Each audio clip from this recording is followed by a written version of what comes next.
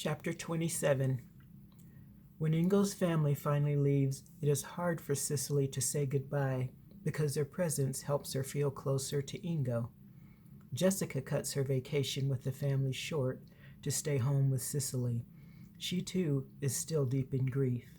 Losing Ingo was like losing her own child, and the pain is sometimes more than she can bear. Through the week, Jessica manages to be strong for Cicely most of the time, but sometimes her emotions get the better of her, making her grateful for Adagio's presence. His being there for Cicely allows Jessica the opportunity to retreat and deal with her own sorrow. Adagio takes an extended leave from his restaurant. There are enough chefs on the payroll to cover the few shifts he works, and he has complete faith in his management staff. Adagio gives Sam Cicely's number just in case he can't reach him on his cell. Sam and the rest of the staff are deeply saddened by the news of Ingo's death, and they send Cicely their condolences along with a large flower arrangement. Adagio moves into a vacation rental downtown so Cicely can adjust to life without her husband. He knows it will be hard for her being alone, but with time it will get easier. However, he is always there whenever she needs him. His apartment is only a few minutes away. All she has to do is call and he is there. Chapter 28. April brings longed for sun and warmth. As the weeks pass, Adagio coaxes me out of the house a little, even if it's just for walks around the block. The past month has been one of the hardest times I've ever faced in my life, including the painful years as a child. This time, the pain hasn't been brought on by the cruel choices of others, but by life. This pain is far worse. Taking life one day at a time, I manage my grief. Some days I don't know if I will make it to the next one, or even if I want to.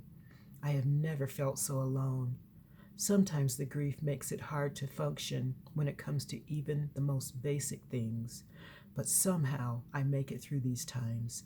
I have no choice. It's either endure or die, so I endure. Occasionally, I enter my bedroom and take in the spaces where Ingo's personal things had been. At these times, I miss him more than I can say, and the absence of his personal belongings hurts deeply. But it is becoming a little more bearable. I frequently sit on the bed, wrapped in one of the few shirts I kept of Ingo's, and remember the love we shared here.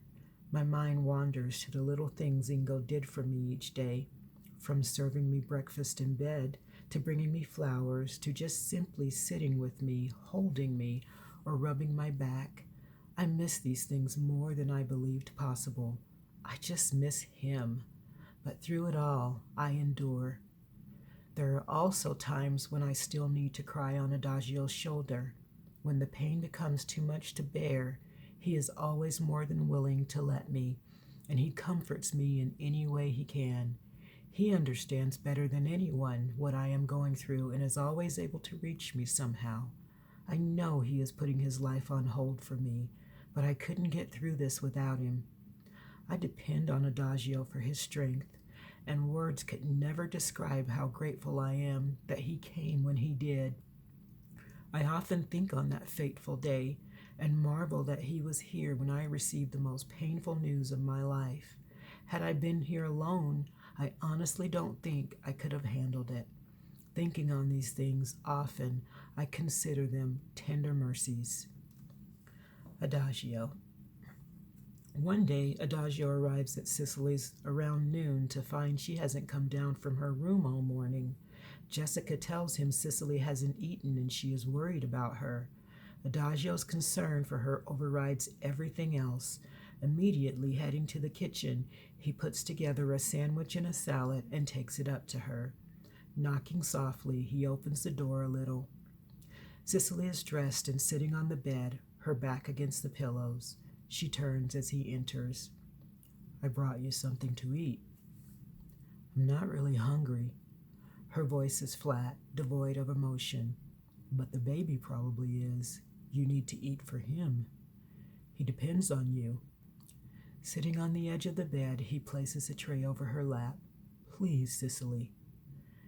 Her mouth curves in a sad smile, her eyes tearing up. I'm sorry, Adagio. I don't mean to worry you, and I appreciate you thinking of me. I guess I'm just having a hard time today. Again. He takes the tray, placing it on the floor. Reaching for her hand, he wipes her tears. I'm sorry. Thanks. Some days I think I'm doing okay. Other days, you need a little help. Truthfully, some days I feel like I'm a basket case and you and Jessica are my only links to sanity. Pressing a hand to her cheek, he brushes a tear away with his thumb. You are not a basket case. You are a woman who lost her husband a month and a half ago, and you're still grieving. And that's okay. It's normal. If you were not still struggling, then I would worry. She smiles again, placing her hand over his. I'm really glad you're here, and I'm grateful for all you have done for me. But I can't help feeling a little guilty and selfish. I worry about you putting your life on hold for me. You are definitely not selfish, and my life is not on hold. It's just a different life for now. Everything is fine at home with the restaurant, and I really don't worry about it. I am happy here because I know this is where I need to be right now. I wouldn't want to be anywhere else, so please don't worry about that. Leaning forward, Cicely rests her cheek against his shoulder and he wraps an arm around her. You know, she says, her voice somber, sometimes I imagine I hear Ingo's voice inside my mind. I hear him saying, count your blessings, love. Just keep counting your blessings and you will be fine. That does sound like something Ingo would say. She nods, adjusting her head on his shoulder. I'm going to try harder to do that. I think that's a good idea. She is quiet for a moment, then surprises him by saying, I count you as one of my blessings. I'm glad to be someone's blessing, he says, kissing her forehead. He is both humbled and grateful she feels that way. Thank you for being so good to me, she says after a moment. Drawing back slightly, he looks into her eyes. You are easy to be good too, and I mean what I said. Don't worry about me. I'm happy to be here, all right? Okay, and I promise I'll force myself to eat from now on, even when I don't feel like it. That's my girl. He places the tray back over her lap. Maybe when you are finished, we could take a walk and get out for a bit today. We could even go sit in the park. I would like that. Jessica told me the gardens are beautiful right now. I've always loved looking at the flowers there. Then we will go. Cicely takes a bite of the sandwich and smiles. He smiles back, happy to be with her. It feels nice to be needed by someone. His eyes brighten. Oh, I have a surprise for you. Really? I love surprises. I know. You keep eating and I will be right back. Running out to his car, he returns a minute later with a wrapped package and promptly places it on the bed. Adagio, what did you do? I just saw this the other day and wanted to get it for you. But it's not my birthday or anything. Who says you need a reason to receive a gift? I think you're spoiling me too much. His expression grows serious because she could not be more wrong. That is not possible, Cicely. You deserve to be spoiled. Moving the tray away from her lap, he places the gift in its place. Open it. When an anxious grin practically splits his face, she laughs. Oh, all right. He watches her carefully remove the wrapping paper. Oh, Adagio, it's beautiful. The porcelain doll looks angelic, dressed in white velvet. I've only had one other doll in my life, and that was when I was 5. Holding the doll up, she takes in the delicate features. I absolutely love it. She kisses his cheek. Thank you. You're welcome, he says, pleased she likes it. Cicely is constantly in his thoughts, and anything he can do to bring a smile to her face is worth it. It seems that making her smile is his mission these days, and each time he succeeds, it pleases him immensely. Thank you so much for everything. You're welcome. I would do anything for you. Chapter 29. Adagio. Adagio and Cicely relax on a wooden bench beneath a large walnut tree and watch some children playing in the distance. A soft breeze rustles the leaves on the trees, and pigeons coo to one another as they snatch up breadcrumbs Cicely tosses their way. Even with the distant sounds of downtown in the background, their surroundings are peaceful. You've been away from home so long, Cicely comments. Do you have someone looking after your house for you? I have a cleaning lady named Anna who comes in twice a week. She has a key and keeps an eye on things for me. Her son is one of my chefs, so she is very trustworthy.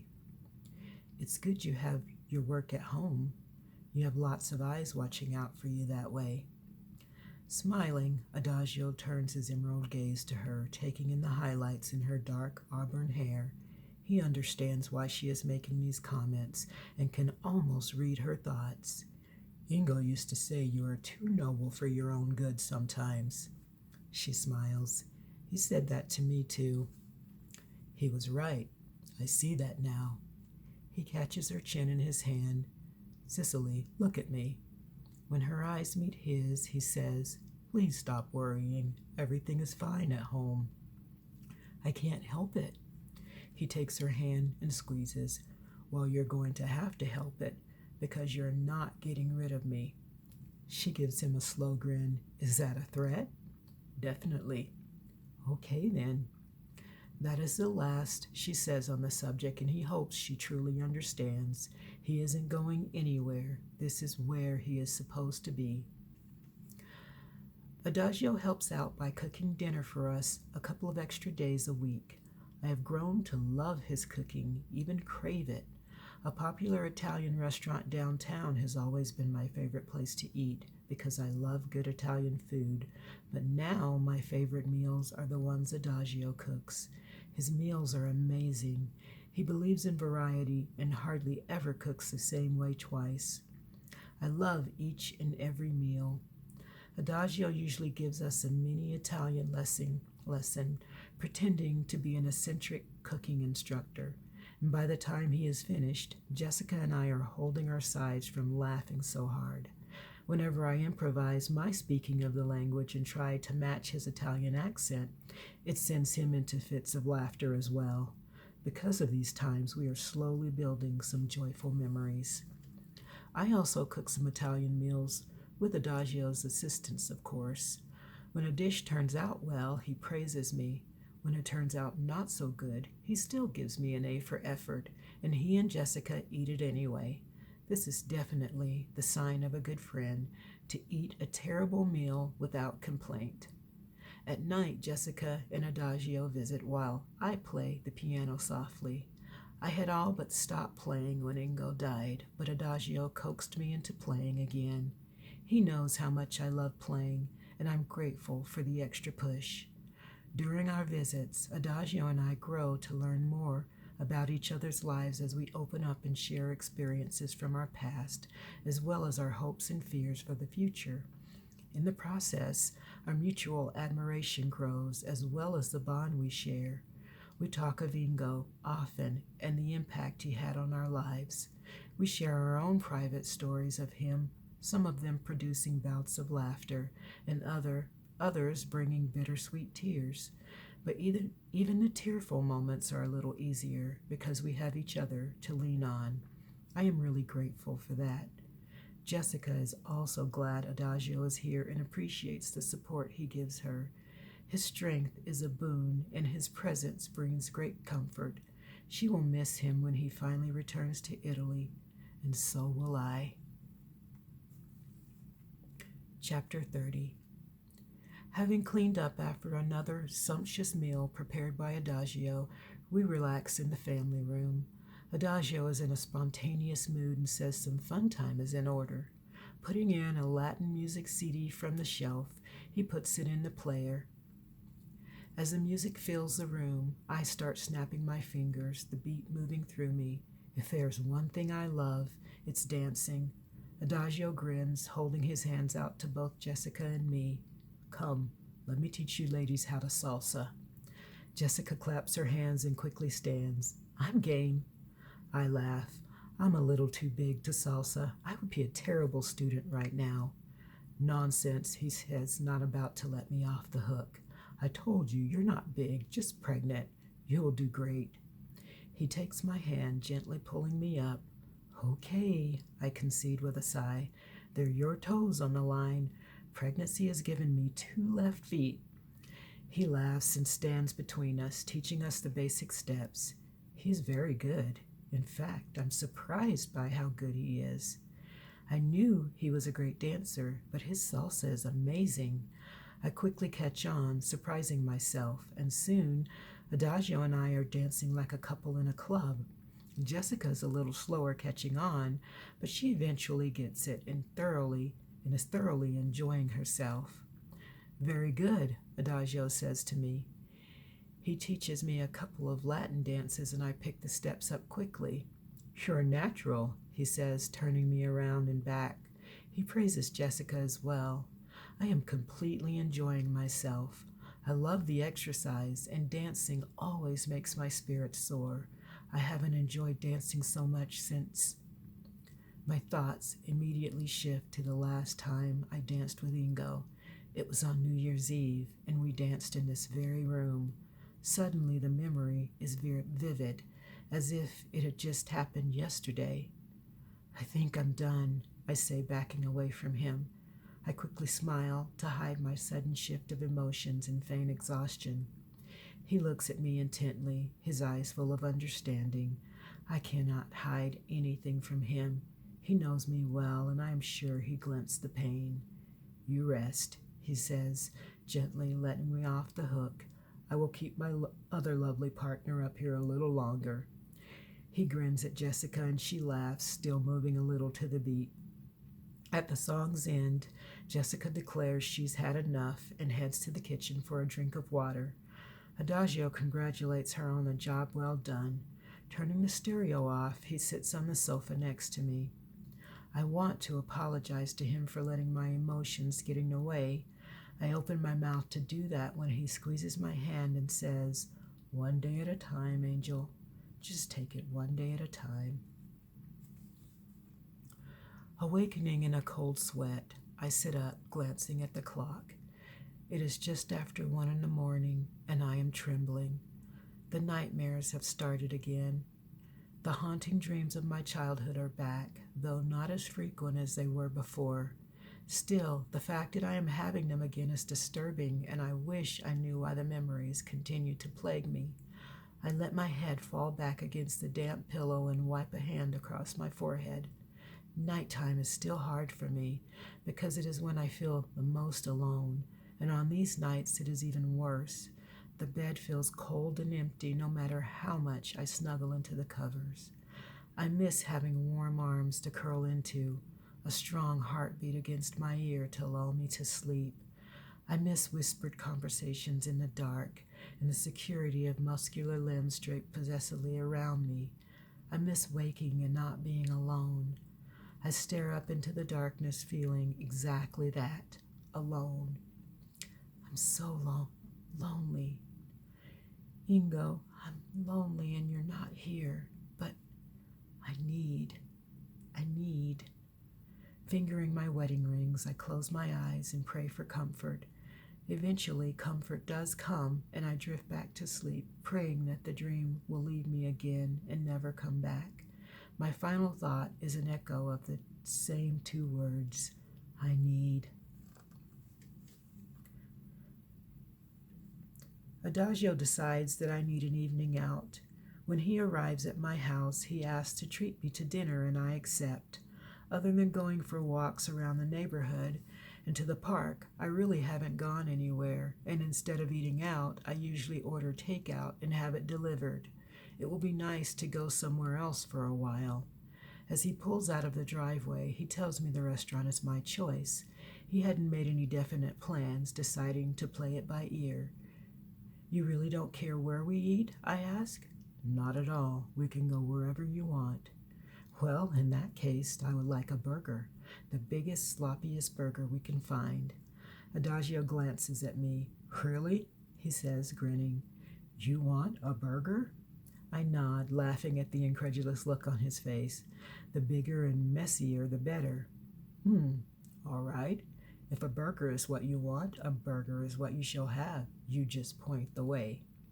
A little while later, we are sitting in one of my favorite pubs with two double burgers in front of us, along with a basket of beer battered onion rings. While Adagio studies his burger, I dig right in. This is so good. Thank you for bringing me here. It takes him a moment to chew a large bite before he can respond. You're very welcome. And you were right. This is pretty good. I must say, though, I've never had a burger that forces me to stretch my mouth so wide. I laugh. Neither have I. The last time I came here, the most I could eat was a regular burger. Well, you are eating for two now. I guess the baby will digest the other half.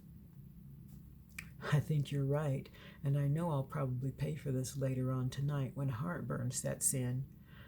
But right now it's worth it to you, right? Exactly. So tell me, what other secret cravings have you been experiencing? His tone is teasing. Well, now that you ask, I really could go for a hot fudge sundae with lots of nuts and pineapple. He shakes his head, laughing softly. Well, I did say your every wish is my command. When we are done here, I will search the city until we acquire a hot fudge sundae for you. How does that sound?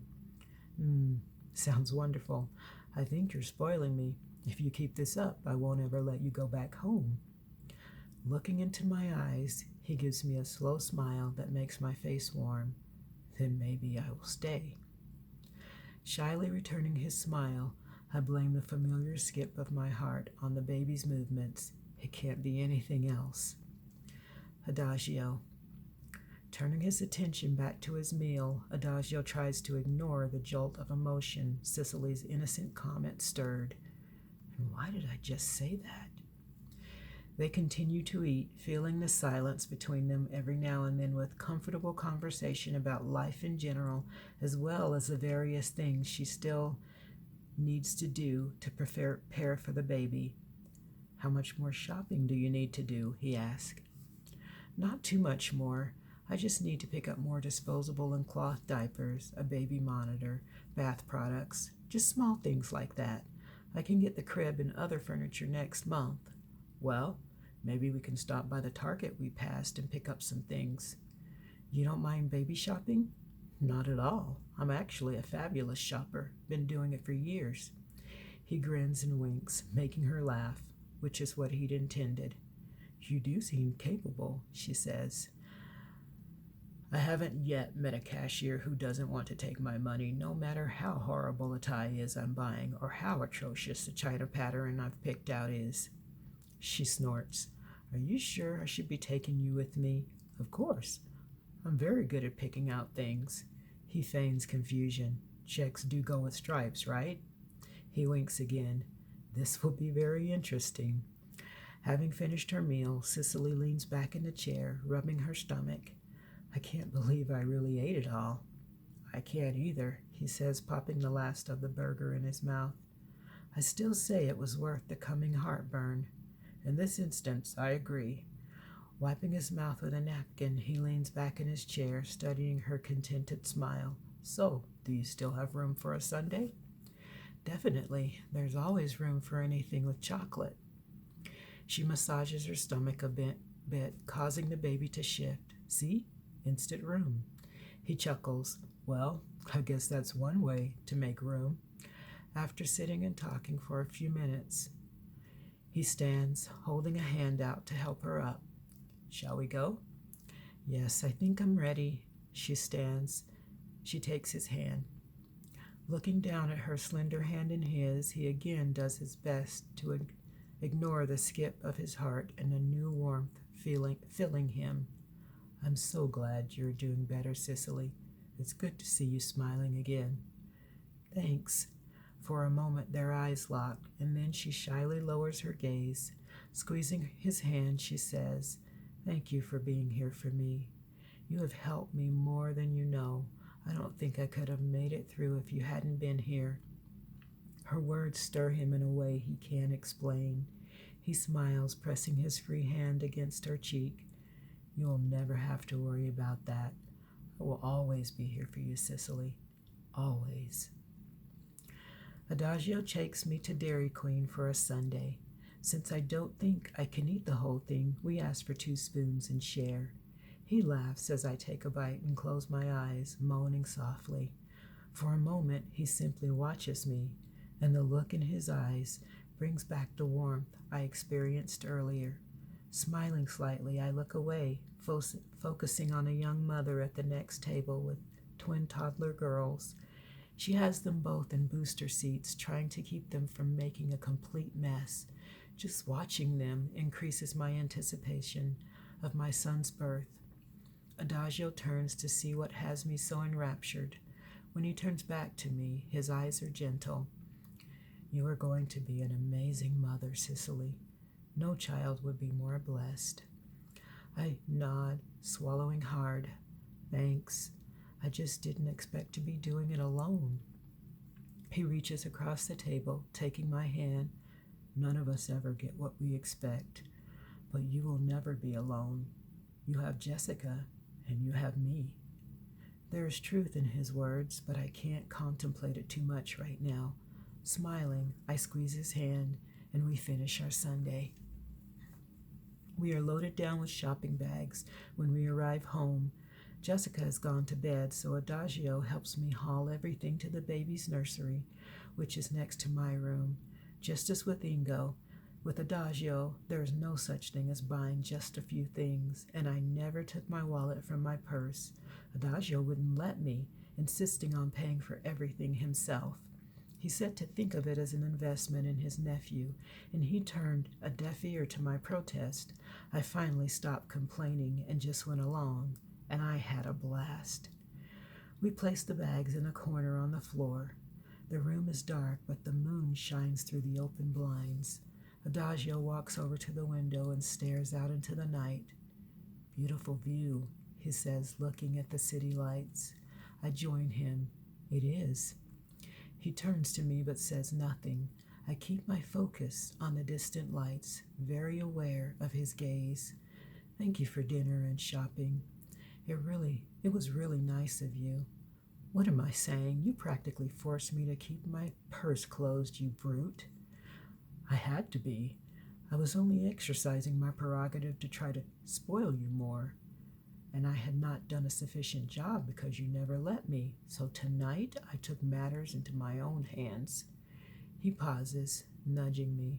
Are you mad at me? Maybe, I answer, nudging him back. Of course I'm not mad at you. I can never be. So, does that mean I can do this again, should I choose to, without you making a scene in public? I did not make a scene, I say in a huff, poking his chest. You did. Just because I told the woman not to take your money doesn't mean I'm making a scene. He grins. Besides, it made her like me. Oh, really? Uh-huh. He sobers a bit.